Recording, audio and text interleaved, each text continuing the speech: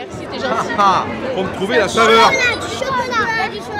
Yes. Je crois que c'est important aujourd'hui d'essayer de repositionner, de refaire un ancrage des saisons dans la tête des mômes parce que, comme nous d'ailleurs, hein, ils sont un peu perdus, quoi. Il n'y a rien de plus épuisant que de penser tous les produits 12 mois sur 12. Je trouve ça épuisant. On ne peut pas penser tomates 12 mois sur 12, aubergines 12 mois sur 12. C'est fatigant. Ce qui est agréable, c'est justement, encore une fois, la nature a bien fait les choses. Elle nous donne des repos.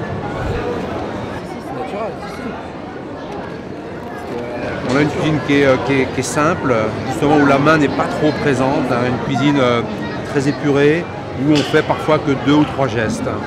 Mais ils sont d'une belle précision et donc ça évite les autres qu'on ferait et qui seraient peut-être inutiles. J'ai eu besoin de mettre de la couleur dans ma cuisine. J'ai eu besoin de mettre de la saison. J'ai eu besoin de mettre de la texture. J'ai eu besoin de mettre des dessins dans ma créativité. Et la porte s'est fermée sur le tissu animal et celle du légume s'est ouverte et j'ai trouvé cette couleur dans le légume. J'ai retrouvé ce que c'était qu'une saison. La saisonnalité, c'est tellement important dans la créativité. J'ai eu besoin de mettre cette couleur et j'ai vraiment retrouvé une envie, un désir de créer justement grâce aux légumes.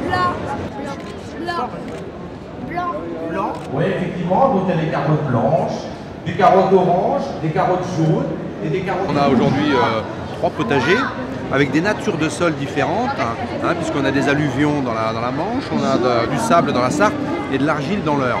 Et donc en fonction de ces terroirs, du climat et de la pluviométrie, on parvient à positionner le légume en fonction de son confort de vie, parce que c'est un produit vivant, comme vous et moi, il faut qu'il se plaise. Donc on fait des essais, la même graine, on va la mettre dans les 3 jardins, on va laisser évoluer, et puis après je vais goûter. Et ça, effectivement, cette définition de faire du légume un grand cru, c'est par rapport à la nature du sol. Et quand je dis je veux faire du légume un grand cru, je veux faire aussi du jardinier le grand métier de demain. Ce sont des artistes, parce que créer avec la terre, c'est un art. Ce sont eux qui nous donnent le tempo des saisons.